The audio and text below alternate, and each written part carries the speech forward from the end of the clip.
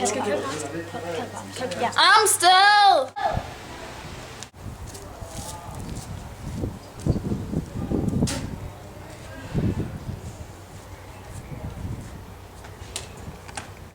Amsted, du er med i klubben. Er I klar?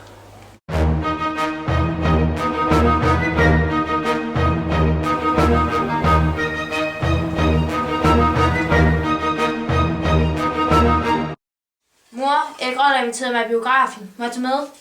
Ja, men du skal være kl. 9. Fint.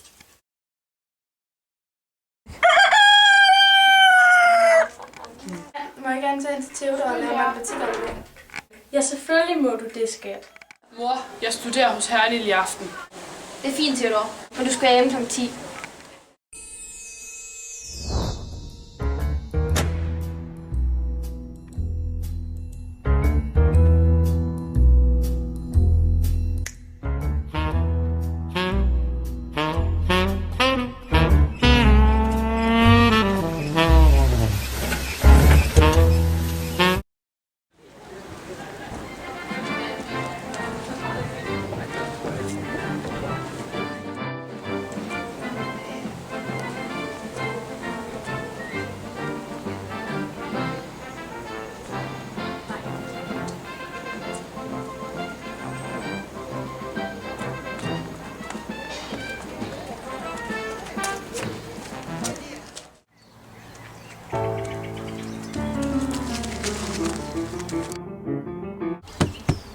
Kodeord.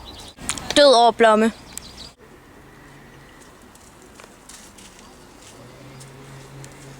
Kommer for sent, Mogensen. Røv med de gamle, jeg er ikke kommet afsted. Og så er nattebind, jeg kan ikke se en skid. Har du dokumenterne? Naturligvis. Man kan ikke se at læse. Jeg har tændstikker. Nej, hov, det går sgu ikke an. I kan ikke tænde lys her. Jeg tror også næsten, jeg kan det udenad. Og vi kan skrive under på det senere, når vi kan se det. Godt, så begynd med lovene. Broderskabets navn er den sorte hånd. Og dens eksistens og formål er, at den er absolut hemmelig. Og den, der røber håndens eksistens, bliver straffet med død. Død. Men Sladre. Ikke. Jeg foreslår, vi vælger en formand. Rold vil være god. Hvis ingen andre vil. Men så skal Mortensen være sekretær. Her er godt. Jeg foreslår Hernil som næstformand. Og Amsted som kasserer.